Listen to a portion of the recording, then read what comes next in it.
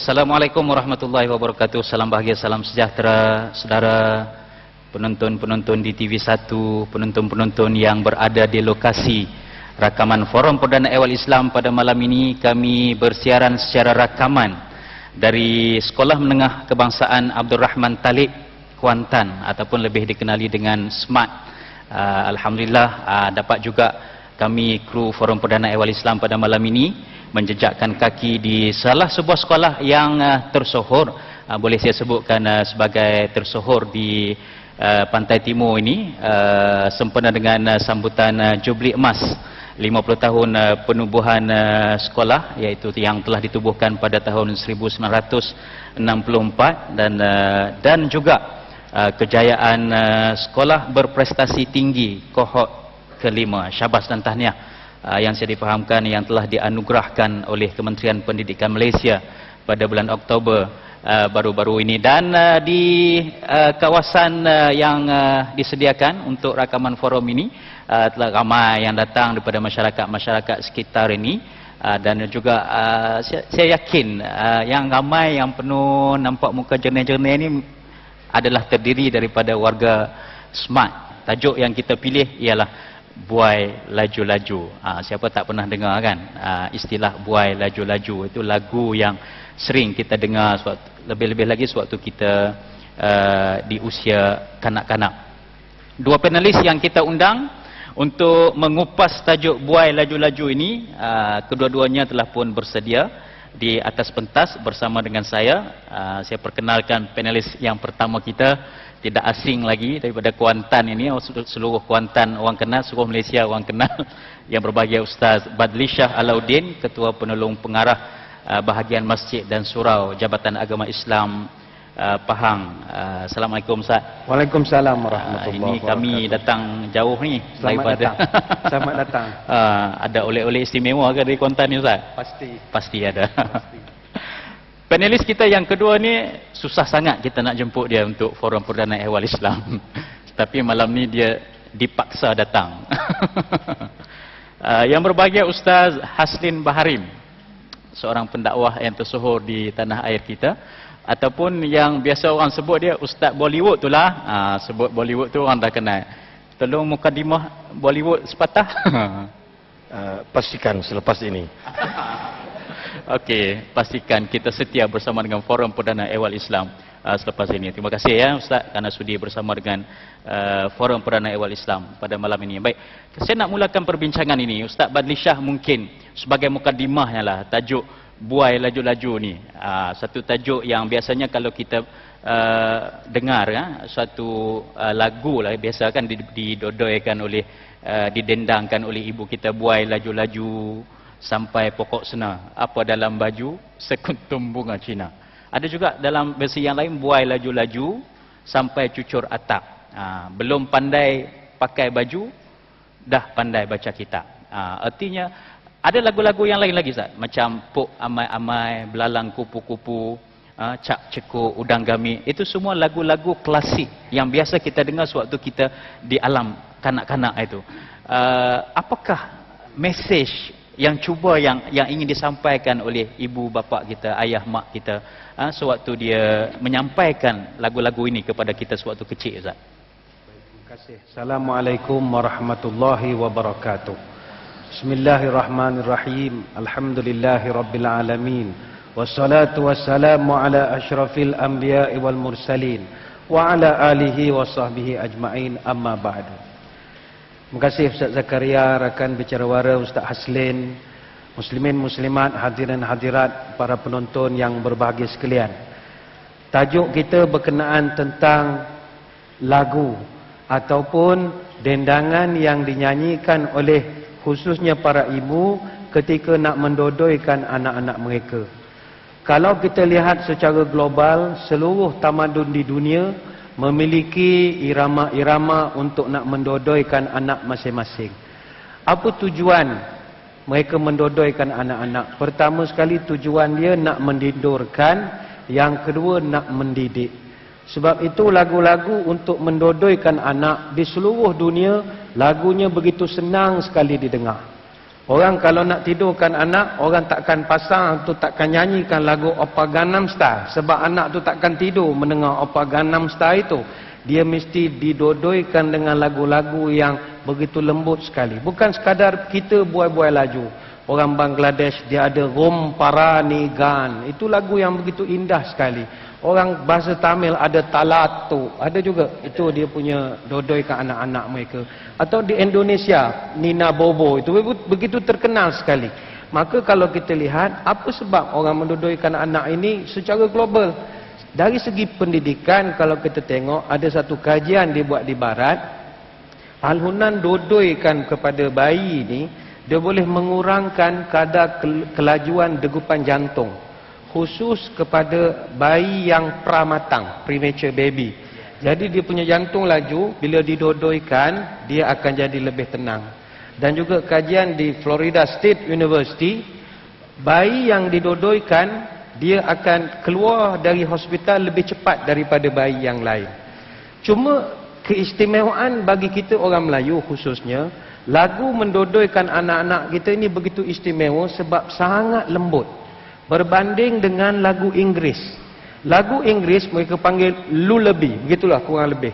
Lullaby Inggris ini kebanyakannya creepy, scary dan dark undertones dipanggil. Dia begitu menakutkan tapi orang tak perasan. Kita ambil lagu-lagu Melayu.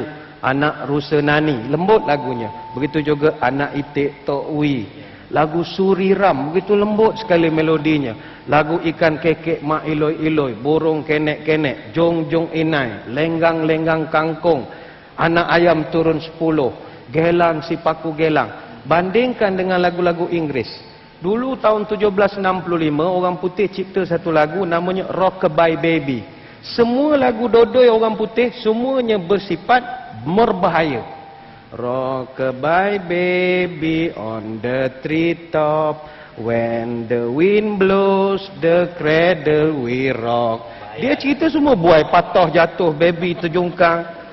When the bough breaks the cradle will fall, and down will fall baby cradle and all. Kita memang nyanyi je, tak tahu itu mendoakan nak jatuh buai. Dia orang putih, dia lagu dia kasar. Hatta lagu tahun 1744, London Bridge is falling down. Apa cerita jambatan roboh, hanya jambatan runtuh. Tapi itu lagu orang putih menidokan anak. London Bridge is falling down, my fair lady. Tapi sebab dia dah biasa kita nyanyikan. Bandingkan dengan lagu kita. Suri ram ram, suri ram ram ram. Dia lebih manis lagi. Sebab itu keistimewaan kita orang tua dahulu dalam mendidik anak-anak bukan sekadar menidurkan, tapi mereka benar-benar dapat mendidik jiwa menjadi orang yang sangat lembut dalamannya. Wallahu a'lam. Agak-agak ustaz lah, mak ustaz dulu masa ustaz kecil-kecil lagu apa yang didendang kan? Mestilah lagu yang lembut-lembut, jadi ustaz pun nampak sopan santun kan. Kalau ustaz asli saya tahu dah lagu 10 budak hitam. 10 budak tinta. Budak tinta. Okey. Okey, tuan-tuan dan puan-puan, kita faham ya apa ni daripada tajuk yang kita pilih sangat indah, membawa mesej yang sangat bermakna. Buai laju-laju. Sebenarnya apa yang dijelaskan oleh Ustaz Badli Shah tadi sebenarnya ada mesej, ada nilai-nilai budaya yang disampaikan, pendidikan awal yang diterapkan oleh ibu bapa kita sewaktu kita masih kecil, sewaktu kita masih dalam buaian lagi. Tepatlah dengan ungkapan kata, tuntutlah ilmu daripada buaian hingga ke liang lahat. Jadi soalan ini saya nak tujukan kepada Ustaz Haslin tentang kaedah pendidikan ataupun tahap pendidikan sebenarnya yang diterapkan oleh Rasulullah sallallahu alaihi wasallam, khususnya ketika anak-anak ni masih kecil dan juga kemudian naik tingkat-tingkat umur itu, mungkin Rasulullah ada kaedah pendidikan yang disampaikan. Assalamualaikum warahmatullahi taala wabarakatuh. Alhamdulillahirabbil alamin wa bihi nasta'in ala umuri dunya waddin. Wassalatu wassalamu ala asyrafil anbiya'i wal mursalin wa ala alihi wa sahbihi ajma'in, amma ba'd. Makasih al-fadil Tuan Moderator Ustaz Zakaria, sahabat bicara forum kita, pada malam ini Ustaz Fadli Shah. Terusnya ada jemputan tuan-tuan dan puan-puan yang dirahmati Allah sekalian. Memang agak kaget bila mendengar bicara wara Ustaz Fadli Shah dengan cara dia tersendiri. Cuma tajuk kita ni Ustaz Zakaria, buai laju memang kena sangatlah. Ya, cuma agak terasa sebab lagu untuk aku lagu budak hitam. Lain kali tukar lagu budak tinted. Tuan-tuan gurau Ustaz Zakaria. Tuan-tuan, kenapa every baby bila keluar perut mak dia kena buai? Kalimah buai tak lari dah. Macam lagu Perancis tadi, lagu mana orang putih pun buat lagu Jabatan Runtuh dan sebagainya. Ya, tengok. Sebab ni proses tahap pendidikan anak-anak. Ya. Sebab kita ni orang, kita ni manusia, kita bukan haiwan, bukan binatang. Kalau lembu, lam mim lem, bawa bu. Lembu, beranak-beranak terus lari. Masa bila mak dia nak buai dia, lembu keluar dari perut mak dia, terus boleh berjalan. Yang kita ni keluar udahlah kepala dulu, menangis. Jarang dengar lembu menangis. Lembu tak ada dengar. Kalau dengar meninggal doktor tu. Budak keluar je, menangis, teriak. Itu proses. Nampak tak? Sebab dalam Islam disunatkan azan iqamat. Dan nanya tu kata nurse jurawat kata suami Puan Haslinda, Haslinda beranak dah. Kita begini lari masuk bilik kan. Nampak anak tu dia besar ton drum lah, besar botol tu. Botol 1.5 liter tu. Kan? Allahu Akbar, Allahu Akbar. Udah lambat dapat anak, suaranya lemah sikit. Ayahnya umur 63 dah. Nah, hayya 'alas salat. Budak teriak tadi ni, agak-agak diam atau tidak? Diam. Itu proses pendidikan. Sebab apa dia? Kita ni kena berinteraksi dengan anak. Sebab tu, saya ingat ulama Imam Syafi'i tak silap saya. Dia kata apa dia? Bukan setakat tahap dididik, dibuat, tapi sebelum mak bapak aku berkahwin lagi dah aku dididik macam itu. Kenapa dia? Inilah kita sebagai manusia yang Tuhan bagi kita akal dan fikiran. Bukan macam haiwan. Kalau setakat kita nak lawan binatang dengan gajah, lawan tumbuk dengan gajah, lawan gusti dengan gajah, gajah tiba dengan belalai, memang terpeleot kita. Ya, ni contoh dia. Kalau kita nak lawan berenang dengan ikan, kita kalah. Kalau nak lawan dengan burung terbang, kita kalah. Sebab Tuhan bagi kita akal fikir. Nak terbang, naik kapal terbang. Selesai masalah, boleh terbang sendiri. Nak selam, naik kapal selam. Nampak? Naik kapal nak timbul. Kita naik kapal yang hak timbul. Ini contohlah. Sebab proses ini ada dinamakan suatu fitrah yang tak dapat lari daripada makhluk Allah yang bernama manusia. Sebab itu tuan-tuan, tengok anak. Bila anak dalam bahasa muda, dalam tahap pendidikan kita ni, mungkin orang kata ada 3, kata ada 4. Dalam pendidikan sunnah Saidina Ali sendiri, apa dia? Yang pertama tengok, 0 hingga 6 tahun atau 7 tahun. Anak-anak mestilah dididik dengan belayan. Betul atau tidak? Tahap kelembutan, belayan, mesra, kasih sayang. Itu yang pertama. Tak boleh marah-marah dia. Sebab tu kalau ayah tu bekas ataupun panglima, tentera sekalipun, dekat kawat boleh menjerit, balik rumah dia tak boleh menjerit-jeritkan anak-anak. Kenapa dia? Budak tak boleh terima. Tidak boleh terima. Yang pertama. Yang kedua, 7 hingga 14 tahun. Berapa amat boleh tahu? Waktu ini Nabi kata, ajarlah anak kamu. Apa dia? Muru auladakum bisalah. Bila? Bila umurnya 7 tahun. Dan rotan atau pukul mereka 10 tahun. Pisah ke tempat tidur. Ini proses pendidikan tahap yang kedua. Yang ketiga, iaitu tahap daripada la sahibahum 14, 15 hingga 21 tahun. waktu untuk kita berkawan, bukan lagi untuk kita nak marah-marah mereka. Sebab itu dalam bahasa muda, pelajar tingkatan 3 ke atas, kalau di rotan depan orang, contoh di rotan orang, dia rasa malu, sesungguh malunya. Ini biasalah. Ini contoh dia. Lalu apa dia nak beritahu kat kita pada tahap ketiga ni, kita bukan lagi hendak bermusuh atau nak menengking, nak marah, nak rotan. Waktu ini waktu bersahabat. Sebab itu dalam bahasa muda, tuntutlah ilmu daripada buayan sampai ke liang lahat. Ada sesuatu yang tersirat daripada ucapan tersebut. Wallahu a'lam.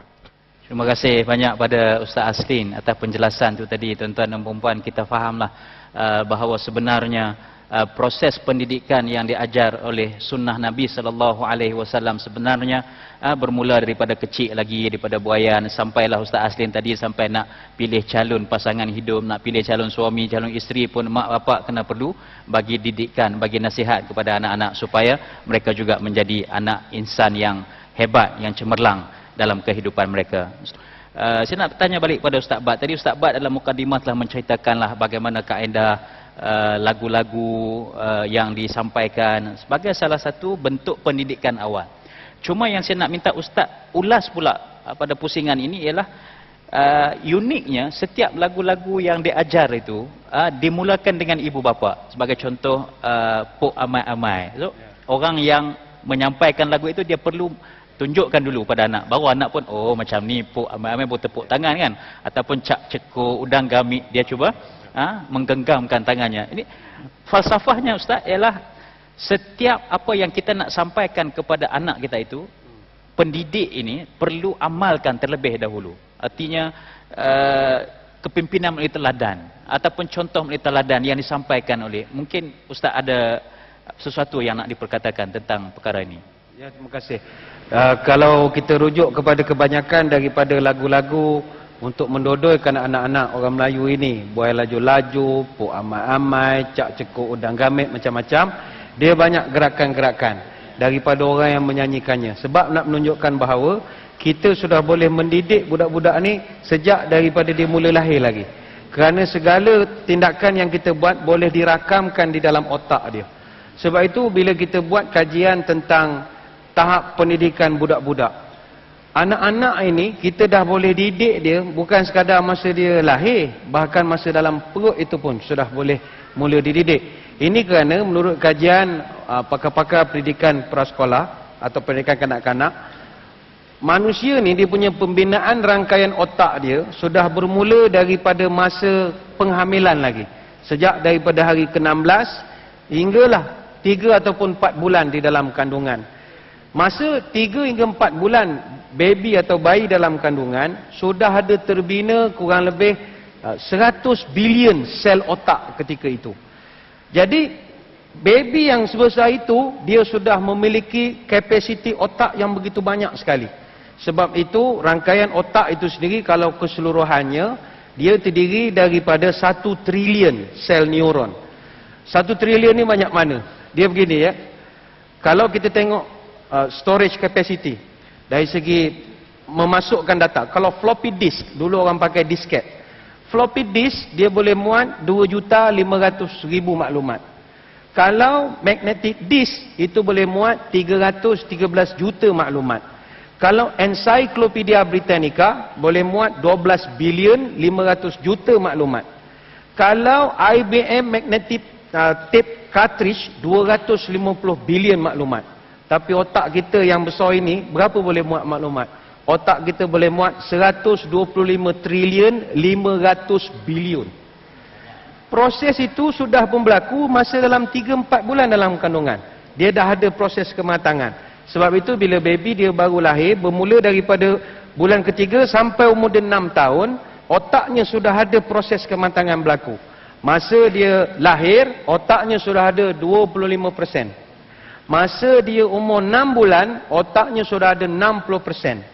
Semasa umurnya 3 tahun, otaknya sudah ada 85%.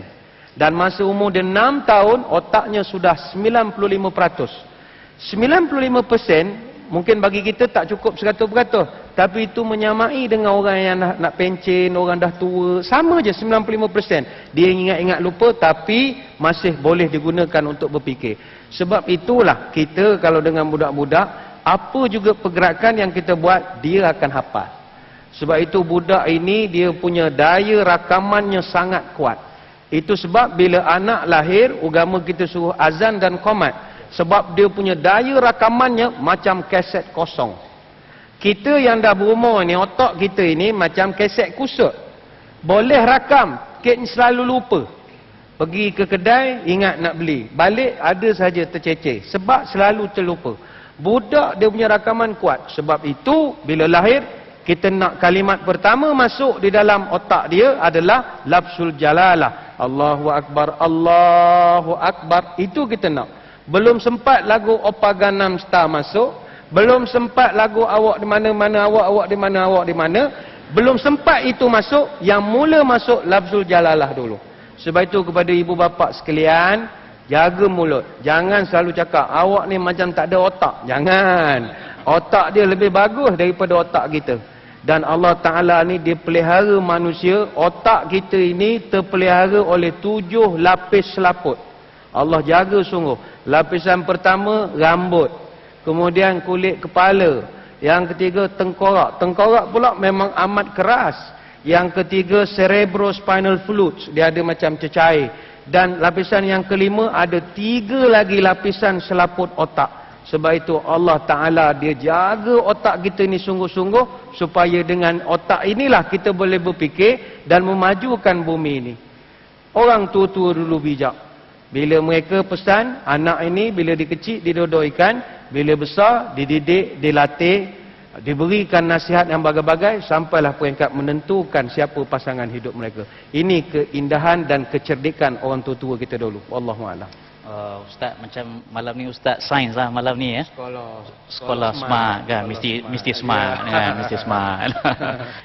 Ustaz Aslin, tadi kalau Ustaz Badishah ada sebut tadi bahawa proses pendidikan anak-anak itu sendiri sebenarnya telah berlaku ketika anak dalam kandungan lagi. Artinya di sini kita kena faham bahawa ibu ataupun bapa itu dia perlu ambil perhatian ketika anak masih dalam kandungan itu, dia dah perlu dah mempersiapkan diri dia untuk mendidik anak-anak sejak dari dalam kandungan itu. Sebab itu istilah buai laju-laju ini, kita nak tahu laju atau tidak laju buaian itu adalah bergantung orang yang membuainya. Kalau orangnya sambil buai tak laju, orangnya tak lajulah buaian tu. Kan? Main-main je. Jadi main-mainlah buaian tu. Jadi artinya pentingnya ibu dan juga bapa ini, peranan mereka ini ketika memberi didikan itu. Mungkin Ustaz boleh kupas tentang perkara ini. Terima kasih Fadil Ustaz Zakaria. Tuan-tuan dan puan-puan para penonton yang dirahmati Allah sekalian. Anak, zuriat adalah amanah daripada Allah Subhanahu wa taala. Bukan senang nak dapat anak. Bukan senang nak dapat anak. Ada orang kahwin sampai jadi mumia ada bapaknya. Langsung tak dapat anak.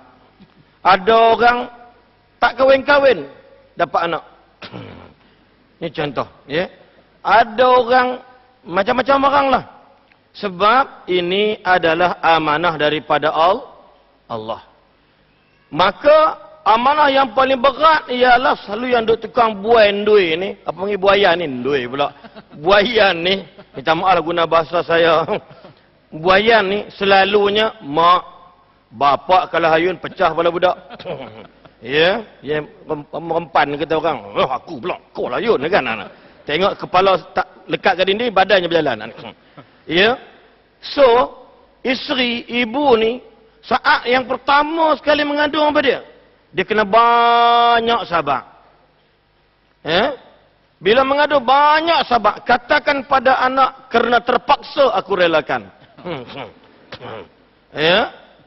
Contoh dia gitulah. Maknanya bila dah beranak tadi ni, maka maafkan aku jika aku tidak sempurna. Begitulah. Lain macam bunyi ni kan. Nak beritahu apa dia? Anak-anak kita ini adalah amanah daripada Allah. So, mak ni, bapak ni kena sabar banyak. Penyabar. Bila mengandung, bapak pun kena pening kepala juga. Dulu mak bukan main cantik. 30, 17, 27. Macam kerengga. Bila dah meteng, kok Jawa ngomongnya meteng? Wis kahwin wis meteng, kan? Bila dah kahwin mengandung je lah, ya. So bila dah kahwin badan masya-Allah, ya, macam belon, atas kecil, tengah besar. Maka mak bapak ni kena sabar banyak. Sebab itu, hello adik-adik, perbaca sekalian, susah nak mengandung orang ni. Susah nak mengandung. Sebab apa dia? Banyak dia punya bahana dia. Ujian daripada Allah Subhanahu Wa Taala. Sebab itu kalau tak ada lahir orang jenis penyabar, maka berlakulah Ustaz Zakaria sahabat. Ya, orang sanggup pergi gugurkan anak. Ada. Dia tak nak beranak. Tak nak beranak lah, nanti bodi jatuh lah. Ya, tak, tuan-tuan sekalian. Ibu yang penyabar saja yang boleh mengandungkan kita. Termasuk mak ustaz yang bercakap depan para mentua sekalian. Yang kedua, yang perlu ada pada kita sebagai pembuai mak atau bapa ialah sifat penyayang. Penyayang kena ada. Subhanallah. Penyayang daripada dia, peringkat dalam bahasa muda, rasakan walau dalam keadaan memang kita ni jenis bukan kaki penyayang, bukan romantik menyorang masalah. Biar ada anak aja, wajib untuk kita merasa sayang pada anak tadi ini. Kerana anak tadi ini adalah pemberian dan anugerah Allah, amanah Allah. Itu yang kedua. Yang ketiganya ialah yang disebut iaitu dalam bahasa muda, para pembuai, mak bapa mesti ada sifat pengorbanan kepada apa yang diberikan oleh Allah Subhanahu Wa Taala. Apa dia dalam bahasa muda? Berkorban masa, berkorban wang ringgit. Subhanallah. Sebab tu kadang-kadang Ustaz Bat sebut tadi ni, kalau anak kita buat silap, anak tersalah bicara dengan kita, jangan cepat-cepat mulut menghukum sebagai anak tu anak kurang hajar, anak deraka. Jangan sesekali, sabar banyak, tumbuhkan semula sayang kepada anak. Kemudian pun kita kena ingat pengorbanan tu sekat mana, tuan-tuan dan puan-puan sekalian. Ini kita kena ingat. Dan yang tak akhirnya, tuan-tuan sekalian, dalam bahasa muda, buayan mestilah ada sifat tawakal ala Allah. Banyak bertawakal kata Allah. Sebab itu dalam bab ini kita hanya didik saja. Kita didik saja sampai anak dewasa nanti, maka pandai-pandailah dia dengan kehidupan dia masing-masing. Tambah-tambah yang dibuat itu adalah anak-anak perempuan Ustaz Zakaria sahabat. Maka bila dia berkahwin, pandai-pandailah ya pemimpin, dia akan jaga apa dia pimpin ya olehnya. Maka dalam bab ini tawakal, banyak-banyak doakan, Rabbana hab lana min azwajina wa dzurriyyatina qurrata a'yun waj'alna lil muttaqina imama. Wallahu taala alam. Baik, terima kasih banyak pada Ustaz Aslin, tuan-tuan dan puan-puan sekalian. Begitulah 4 sifat ataupun ciri-ciri seorang pembuai, kan tajuk kita buai laju-laju.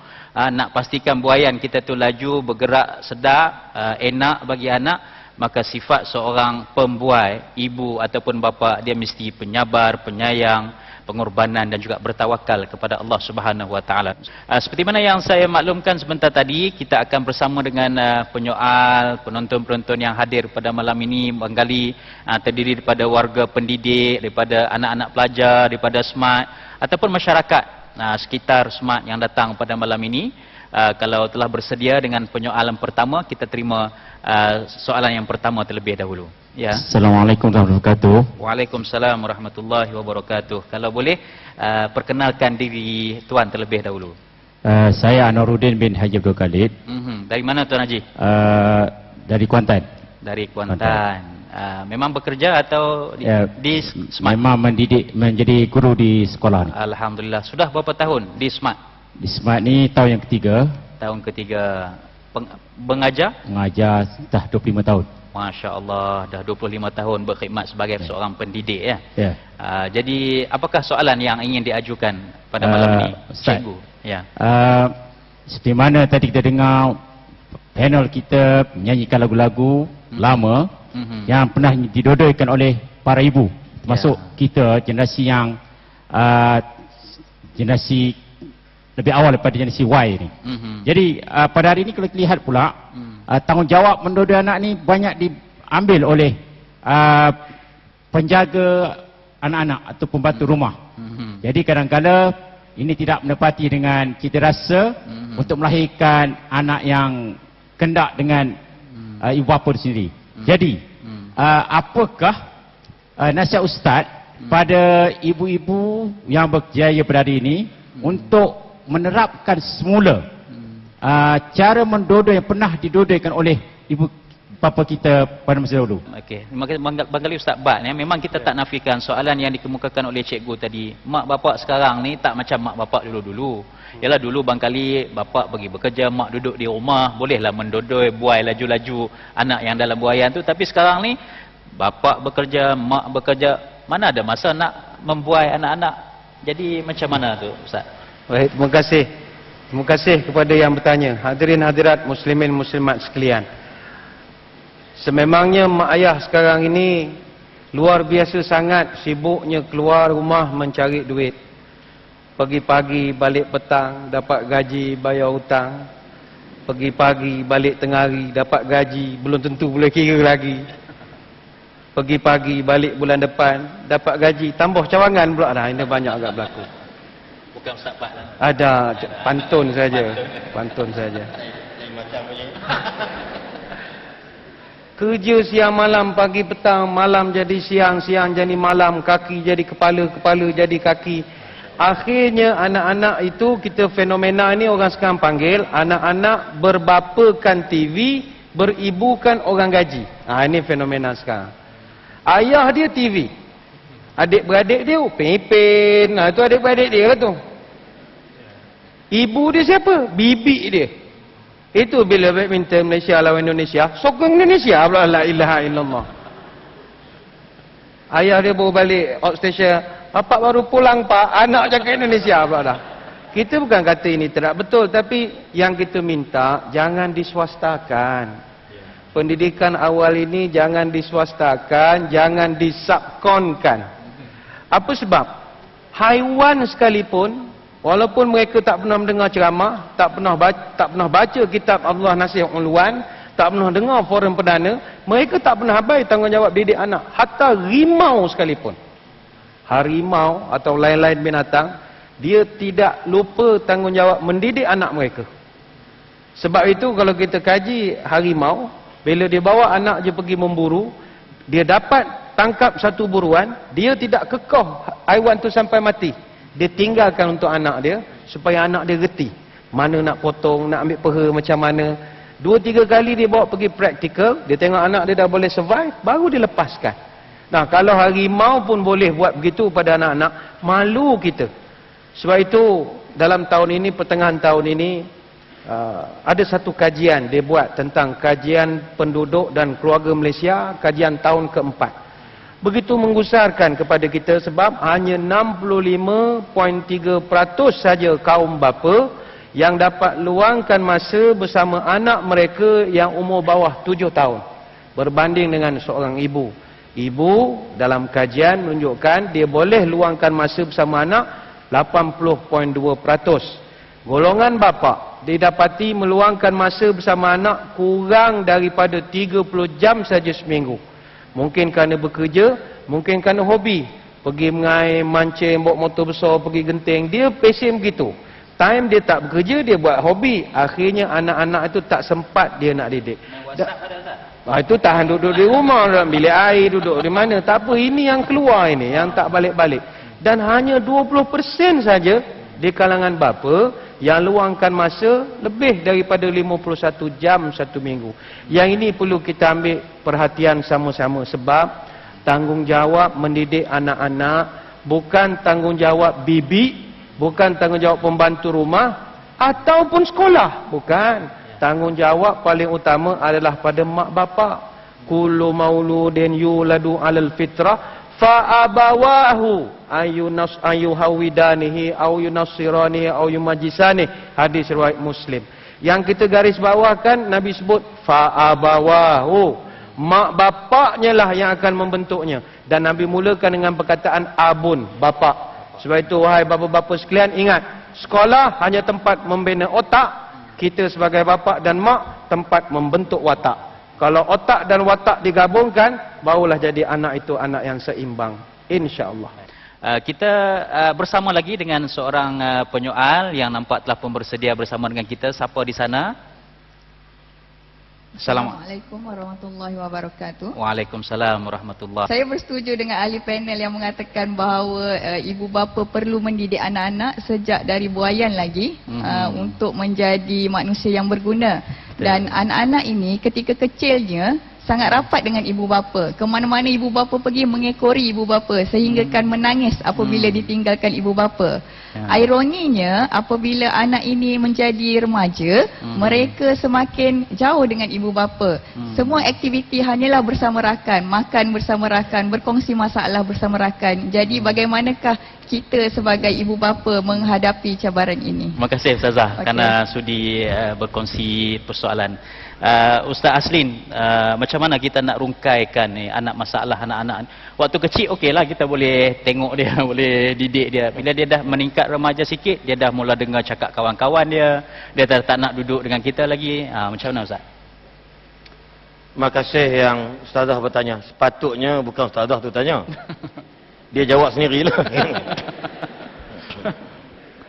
Dia begini, Ustazah ya, penonton sekalian, dia begini. Kawan, teman, fitrah. Tak boleh larang anak cari kawan. Sebab tu budak atau remaja bila keluar, selalunya ada kawan, ada rakan taulan. Jadi cuma kita nak kena observe dia orang ni, nak kena tengok nilai. Persoalan hari ni, kebanyakan mak bapa tak tengok siapa kawan dia.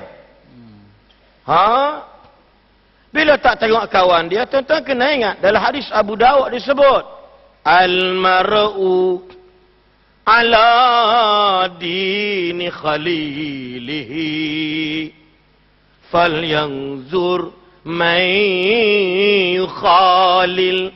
Ini bukan lagu Hindustan. Ya, ni tajuk sikit. Agama seseorang itu dilihat bagaimana agama kawannya.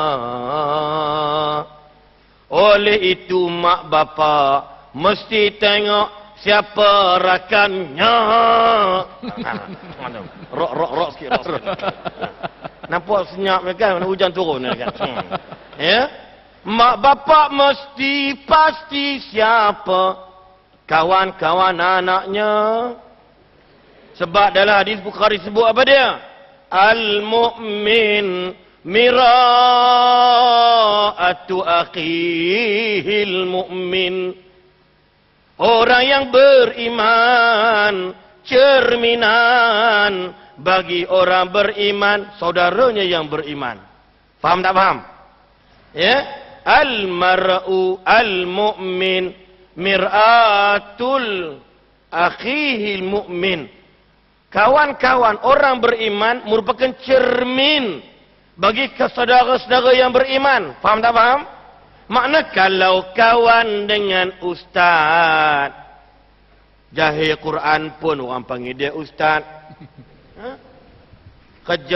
Dia kerja telekom aja, manjat betul wayar telekom. Tiba-tiba hari tu pergi berceramah dengan sahabat, orang panggil dia ustaz juga. Pernah pengalaman ustaz?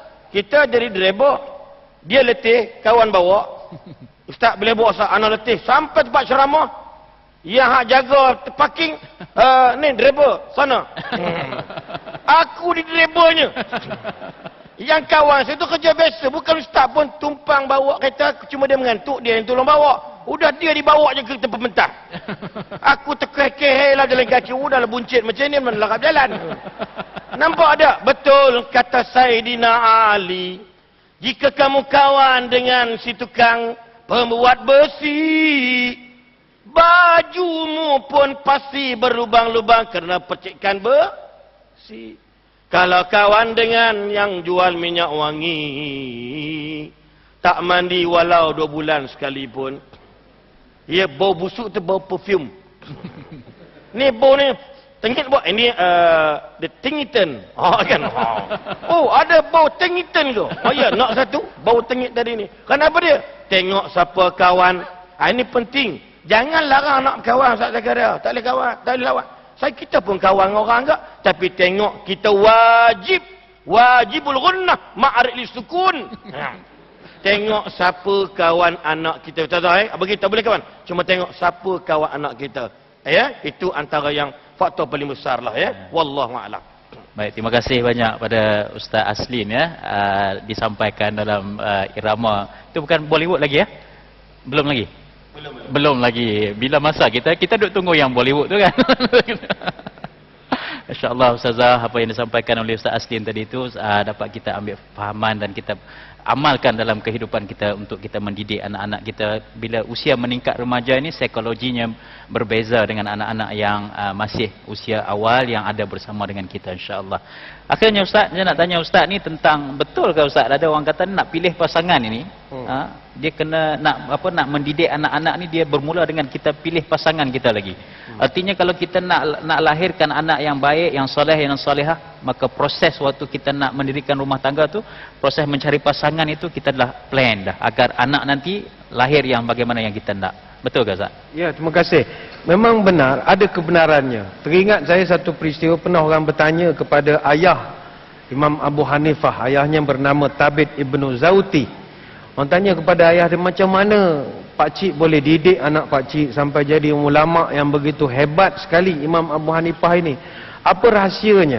Apa teknik yang pakcik gunakan sampai anak jadi ulama tersohor seluruh dunia? Apa jawapan dia? Saya didik anak saya 40 tahun sebelum dia dilahirkan. Artinya, dia dah mula merancang siapa anak dia tatkala dia mencari siapa bakal ibu kepada anak-anak dia.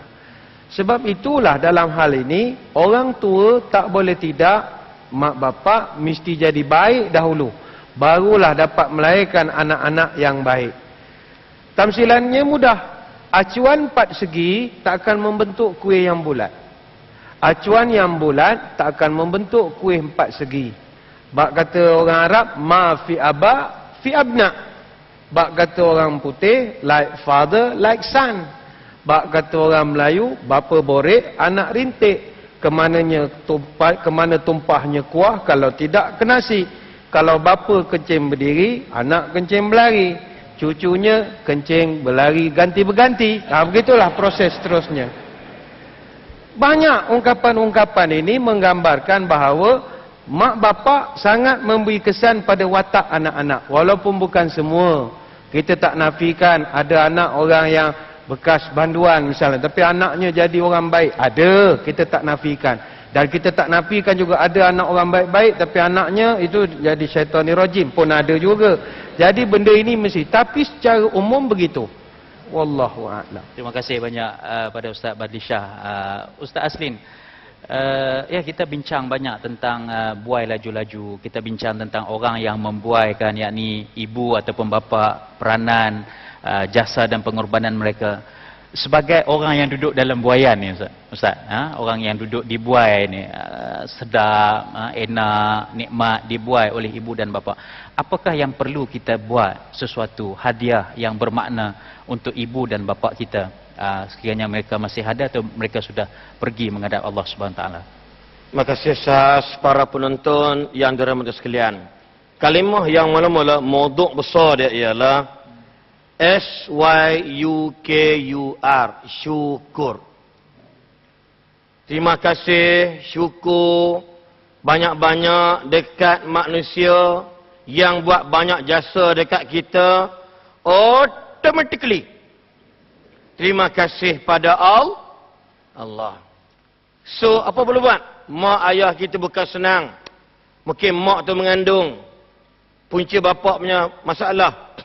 Mungkin bapak pula cari makan, empah tulang belulang ni. Hak kerja nelayan, lawan badai ombak nak dapat ikan 5-6 ekor je nak bagi kita makan pergi sekolah. Syukur kena jaga. Maka apa perlu diterjemahkan syukur tadi ni? Yang pertama ialah kita kena wajib berdoa setiap hari ke mak bapak kita.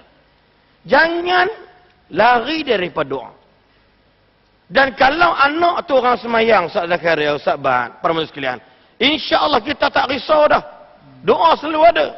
Doa selalu kita sebut, Allahumma ghafir lana dzunubana wa liwalidina warhamhum kama rabbawna shighara.